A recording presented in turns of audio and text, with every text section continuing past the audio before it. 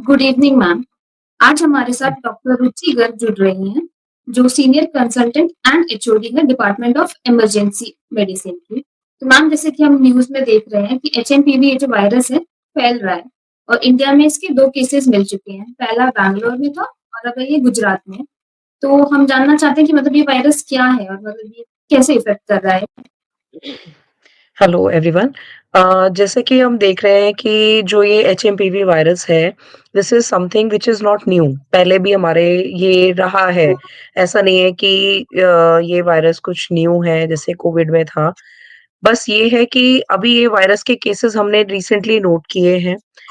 सबसे इम्पोर्टेंट चीज़ जो है देखने वाली ये है कि ये इतना डेंजरस वायरस नहीं, it is like normal cold and flu, जो अक्सर होता रहता है, स्पेशली बच्चों में यूजुअली 5 इयर्स की एज से पहले ये अक्सर होता है। और बाद में होता है बिकॉज़ हमारी बॉडी में उसके अगेंस्ट इम्यूनिटी रहती है, तो नॉर्मल वायरल कोल्ड की तरह से वो ठीक भी हो जाता है। So now we are getting these cases अभी रिकॉर्ड हो रहे हैं, but this is something which is not new. और थैंकफुली इसके केसेस जितने भी हैं वो सब स्टेबल ही हैं, कोई भी ऐसा केस नहीं है जिसमें भी कोई मोर्टालिटी देखने को मिली हो। ओके। और ऑल्सो हम जानना चाहते हैं कि एचएमपीवी ये जो वायरस है, इसका संक्रमण के सामान्य लक्षण क्या है? मतलब इसके सिम्पटम्स क्या है यूजुअली, और सबसे ज़्यादा कौन प्रभावित? जैसे आपने बोला जो बेबीज़ हैं 5 इयर्स के नीचे प्लस 60 ईयर ओल्ड, क्योंकि हुँ, हुँ, उनका हुँ। इम्यून सिस्टम 35 वीक या रहता हाँ। है। हाँ। सो बेसिकली क्या है कि नॉर्मल कोल्ड एंड जैसे मैंने बोला ये नॉर्मल कोल्ड एंड फ्लू की तरह से है, तो जैसे हमारे को फ्लू में सिम्पटम्स होते हैं, कफ हुआ, हाँ, नोज़ ब्लॉकेज है, रनिंग नोज़ है, हाई ग्रेड फीवर होता है, कई बार हाँ, काफ़ी कफिंग स्प्यूटम के साथ होती है। ये नॉर्मल इसके फीचर्स हैं जो हमें देखने के लिए मिलते हैं। हाई ग्रेड फीवर जो 3-4 दिन तक सबसाइड नहीं होता, नॉर्मल वायरल इलनेस 7 दिन तक रहती है अक्सर। तो अगर इनका हाई ग्रेड फीवर है तो 3-4 दिन तक बहुत हाई फीवर भी रहेगा, पेशेंट को काफ़ी बॉडी एक, हेडेक ऐसे सिम्पटम्स रह सकते हैं। कई बार प्रॉब्लम्स होती है जब छोटे बच्चे जैसे कि 5 साल से कम में हो जाए या फिर कोई कोमॉर्बिड कंडीशन जैसे कि किसी को शुगर है, डायबिटीज़ वाले पेशेंट हैं, हाँ, किसी को अस्थमा है, सीओपीडी है, ओल्ड एज के पेशेंट्स हैं। ये हाँ, वैसे भी ऐसी पॉपुलेशन है जो रिस्क पे रहती है इन केसेस कि कोई भी तरीके का उनको निमोनिया या कोई भी ऐसी इन्फेक्शंस हुए जिसमें बॉडी की इम्यूनिटी बहुत स्ट्रॉन्ग होनी ज़रूरी है। तो वो उन हाँ, इन्फेक्शन से नहीं लड़ पाते हैं। तो हाँ, ये वायरस भी उनको इसी तरह से इफ़ेक्ट करेगा जैसे कोई और normal virus cold and flu करता। आरएसवी या एचएमपीवी ये वायरस ऑलमोस्ट सिमिलर है, बच्चों में इसके लिए आरएसवी की वैक्सीन्स वगैरह भी दी जाती हैं। इसके लिए एचएमपीवी के लिए एज़ सच अभी कुछ नहीं है, बट जो उसके हाँ। सिम्पटम्स हैं वो ऑलमोस्ट सिमिलर ही हैं और ये normal cold and flu fever करके सबसाइड भी हो जाते हैं। जैसे मतलब हमने देखा था कोविड में भी हुआ था कि सांस लेने में प्रॉब्लम हो रही थी। आई गेस इसका वन ऑफ द सिम्टम सांस लेने में प्रॉब्लम भी है। तो क्या मतलब इसे कुछ डेंजरस माना साँस जा लेने सकता में है? प्रॉब्लम हमें तब डेवलप होती है जब ये निमोनिया का आगे प्रोसीड कर जाए मतलब इन्फेक्शन बढ़ जाए। जैसे नॉर्मल हमें वायरल इन्फेक्शन रहता है कोल्ड कफ में नोज़ ब्लॉकेज की वज़ह से जो साँस में प्रॉब्लम होती है, स्टीम प्रॉब्लम, लेने हाँ। से या नेबुलाइज़र लेने से हमें बेटर फ़ील होता है, राइट? उसी हाँ, तरह हाँ, से इसमें भी होता है। बट अगर ये इन्फेक्शन बढ़ जाए, यूआरआई से ये हाँ, एलआरटीआई की तरफ आ जाए मतलब अपर रेस्पिरेटरी ट्रैक्ट इन्फेक्शन से ये लोअर रेस्पिरेटरी ट्रैक्ट में आ जाए और निमोनिया हाँ, बन जाए, तब हमें हाँ, जो निमोनिया के लक्षण हैं वो उसमें देखने को मिलेंगे जिसमें साँस लेने में डिफ़िकल्टी, चलने में परेशानी, बहुत ज़्यादा हाई फ़ीवर, कोल्ड ये तरीके की हुँ, परेशानियाँ रह सकती हैं। ओके। उन और पेशेंट्स में, उन ये पॉपुलेशन में ये हमें मिलेगा। ओके, और ये क्या वायरस कम्युनिकेबल है कोविड जैसे? बिल्कुल, ये वायरस कम्युनिकेबल है, कोई भी फ्लू की तरह से ये बहुत कम्युनिकेबल है, अगर कोई आपके सामने छींकता है सेम कॉन्टैक्ट होता है, सरफेस का कॉन्टैक्ट है, बेसिकली एयरबॉर्न है। आप अगर जिस एनवायरनमेंट में हुँ, हैं, दूसरे को उससे हो जाएगा। अगर आपने हाँ, हाथ वगैरह ठीक से साफ नहीं किए हैं या किसी से हैंडशेक कर रहे हैं, किसी भी तरह से उनके कॉन्टैक्ट में आते हैं, तो ये आपको बिल्कुल हो सकता है। इसीलिए इसमें हम हाँ, बोलते भी हैं कि एहतियात के तौर पे प्रिकॉशनरी हमें मास्क लगा के रख सकते हैं, सिंपल मास्क विल डू, जैसे हमें कोल्ड फ्लू में होता है। हाथ अच्छे से हाँ, वॉश करना है, हैंड वॉशिंग ऐसे सिंपल फॉर जैसे हम हाँ, नॉर्मल हैंड वॉशिंग नहीं प्रॉपर 20 सेकंड्स के लिए बोले अच्छे से वॉश करें ताकि वायरस पूरे अच्छे तरह से क्लीन हो जाए, वो बहुत ज़्यादा ज़रूरी हाँ। है। तो बेसिकली हाइजीन मेंटेन करना, थोड़ा अपने आप को प्रोटेक्ट करना बहुत ज़्यादा ज़रूरी है। तो इस वायरस के लिए वैक्सीन भी अवेलेबल है? हुँ? वैक्सीन ये वैक्सीन एक अवेलेबल नॉर्मल है? ये एक नॉर्मल वायरस की तरह से है, कोल्ड फ्लू की तरह से होता जी, है।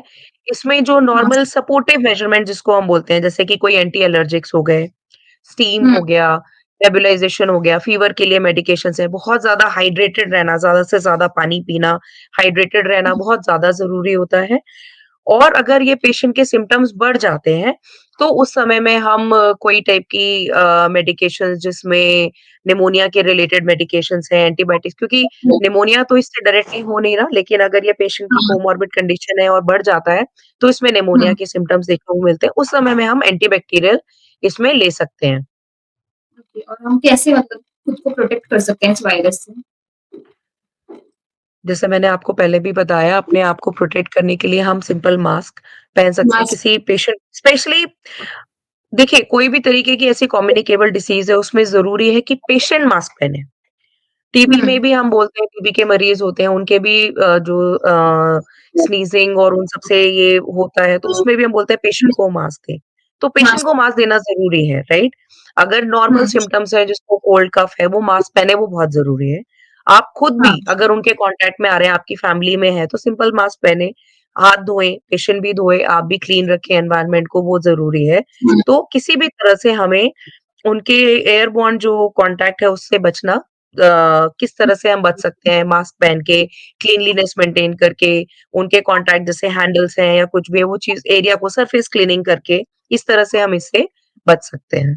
बच सकते हैं और जैसे हम ओवर क्राउडेड जगह पे जाना भी अवॉइड कर सकते हैं, अगर हमें सिम्पटम्स हैं, दिख रहे हैं ओवरक्राउडेड तो। जगह में अगर आपको जाना पड़ रहा है किसी भी तरह से, तो हम उसपे मास्क पहन के जाएँ, वो इम्पोर्टेंट है। हुँ, देखिए, हाँ, कोविड की तरह से अभी हम बोलें कि लॉकडाउन हो जाएगा या हम बिल्कुल ही अपना जो नॉर्मल शेड्यूल है वो बंद कर दें, वो पॉसिबल नहीं है किसी भी तरह। बट हाँ, ये ज़रूरी है कि अननेसेसरी अगर हम रिस्ट्रिक्ट कर सकते हैं, जो हम रिक्रिएशन तौर पे जा रहे हैं, क्राउडेड प्लेसेस में जा रहे हैं, वो हम उसको अवॉइड कर सकते हैं। That is one of the precaution which can be taken. तो वो हमें लेनी हुँ, चाहिए और अगर हमें किसी भी कारण से जाना भी पड़ रहा है तो प्लीज़ वियर मास्क क्योंकि क्या है मास्क कि हमें नहीं पता अगर हमारे साथ फैमिली में अक्सर ही काफ़ी ऐसे लोग होते हैं जो बुज़ुर्ग होते हुँ, हैं, डायबिटिक्स हैं, हुँ, अगर हमें भी हो गया तो हमें उनको हमसे इन्फेक्शन होने के चांसेस रहते हैं। तो ऐसा नहीं है कि हमारे को प्रॉब्लम है या ऐसा भी हुँ, नहीं है कि हम प्रॉपर्ली इम्यून है, हमें नहीं पता कि इम्यूनिटी हमारे अंदर कितनी अच्छी है। बट हमारों हुँ, को, जो हमारे से रिलेटेड लोग हैं फैमिली में, जो हमारे घर में रहते हैं, उनका भी ध्यान रखना बहुत ज़्यादा ज़रूरी है। तो जी, हम अपने आप को प्रोटेक्ट करेंगे तभी हम उनको प्रोटेक्ट कर हुँ। पाएँगे।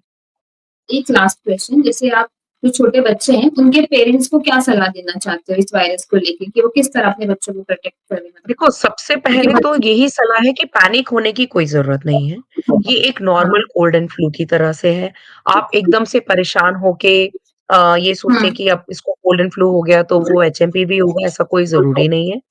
साथ में ये भी ज़रूरी है कि हम जैसे हमने बड़ों के लिए बोला, बच्चों के लिए भी कि ऐसी recreational activity, over crowded place in सब में जाने को थोड़ा-सा अगर पॉसिबल है तो अवॉइड करें। मैं ये नहीं कह रही कि उन्हें खेलने ना जाने दें बाहर, बट हम हुँ, ठंड से बचाएँ, मास्क हुँ, पहनाएँ, बच्चों को सिखाएँ हुँ, कि किस तरह से हैंड वॉशिंग और अपने आप को क्लीन रखना ज़रूरी है। इस तरीके के हुँ, प्रिकॉशन साथ में अगर किसी को कोल्ड एंड फ्लू होता है और फीवर 3-4 दिन में नहीं सबसाइड होता है या जैसे कि हमने डिस्कस किया कि साँस की प्रॉब्लम ज़्यादा डेवलप होती है। आपको लगता है कि ज़्यादा साँस फूल रही है बच्चे की नॉर्मल से ज़्यादा रेस्पिरेटरी रेट हो रही है, तो प्लीज़ अपने डॉक्टर को या हॉस्पिटल में ज़रूर दिखाएँ सो दैट सही टाइम पे सही एक्शन्स लेने से हम उसको आगे बढ़ने से बचा सकें। सो बता सकते हैं। Prevention is always better than cure तो ये चीज़ हमें हमेशा ध्यान रखनी चाहिए। तो मतलब ये कोविड जितना सीवियर नहीं है, राइट? ये वायरस बिल्कुल, तो कोविड में जिस तरह से हम देख रहे थे नॉर्मल मास्क नहीं काम कर रहे थे, हमें N95 मास्क का इस्तेमाल करना पड़ रहा था। उसमें सिर्फ मास्क ही काम नहीं आ रहे थे, हमें एक्चुअली पूरा ऊपर से नीचे प्रोटेक्ट डॉक्टर्स को आपने देखा होगा, किस तरह से पूरा हुँ, पीपीई पहन के वो हर समय रहते थे।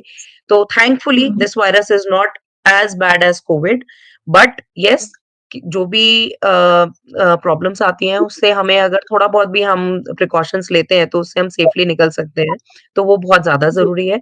और टाइमली केयर, सपोर्टिव मैनेजमेंट मैंने बताया हाइड्रेशन कोई भी टाइप का कफ एंड कोल्ड है, उसमें हाइड्रेशन इज़ वेरी इंपोर्टेंट। हम अक्सर हुँ, कोशिश करते हैं कि पानी ना पिएँ या तो हमें दोबारा से कुछ परेशानी हो जाएगी, गले में दर्द होगा, हाँ, ऐसा ना करें। और ऐसा भी नहीं है कि हुँ, आपको गर्म पानी ही पीने की ज़रूरत है या हर समय आप गर्म तो चीज़ें ही लीजिए, नॉर्मल ठंडी चीज़ें नहीं नॉर्मल बट हाइड्रेशन बहुत इंपॉर्टेंट है जितना आपको अ, नॉर्मल प्रिकॉशंस इम्पोर्टेंट है। ठीक है। Thank you so much ma'am हमारे साथ जुड़ने के लिए आज और इतनी इन्फॉर्मेशन देने के लिए इस वायरस के रिगार्डिंग। होपफुली आप सभी को ये वीडियो इन्फॉर्मेटिव लगी होगी और आपको कोई भी क्वेरी है तो आप हमारे कमेंट सेक्शन में भी ज़रूर बता सकते हैं। ये आप हम आपके फ्रेंड्स और फैमिली को भी ये वीडियो फॉरवर्ड कर सकते हैं इस वायरस के रिगार्डिंग इन्फॉर्मेशन देने के लिए। Thank you ma'am again.